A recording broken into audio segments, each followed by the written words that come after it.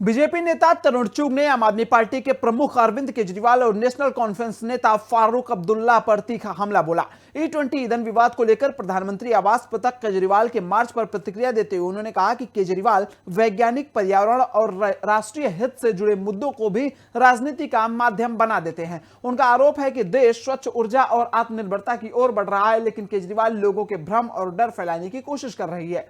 वहीं कुलगाम आतंकी हमले पर फारूक अब्दुल्ला की टिप्पणी को लेकर तरुण चुग ने कहा कि निर्दोष मजदूरों की हत्या की कड़ी निंदा होनी चाहिए, लेकिन आतंकियों और उनके समर्थकों पर सवाल उठाने के बजाय भ्रम फैलाना गैर जिम्मेदाराना है। उन्होंने आरोप लगाया कि ऐसे बयान पाकिस्तान प्रायोजित आतंकवादियों को बचाने की कोशिश जैसे दिखाई देते हैं। करेंगे E20 जैसे वैज्ञानिक, पर्यावरण हितैषी और देश हित के विषय को भी केजरीवाल राजनीतिक तमाशे में बदल ले, झूठ, भ्रम व भय की राजनीति चलाने में इस्तेमाल कर रहे हैं।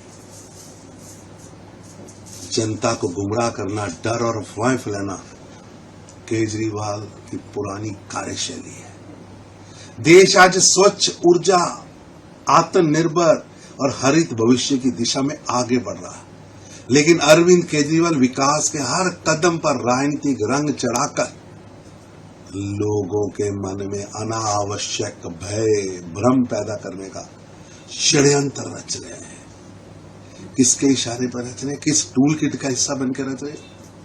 जनता अब इस राजनीति को अच्छी तरह समझ चुकी है और सिरे से नकार रही है। फारूक अब्दुल्ला क्वेश्चन हुआ था कुलगाम अटैक, कह रहे हैं कि स्टेटहुड की मांग हमने की है, अगर वो होता तो ये सब नहीं होता। कुलगाम में निर्दोष प्रवासी मजदूरों की हत्या एक जघन्य आतंकीय कृत्य है जो कठोर, निंदनीय है, अमानवीय घटना।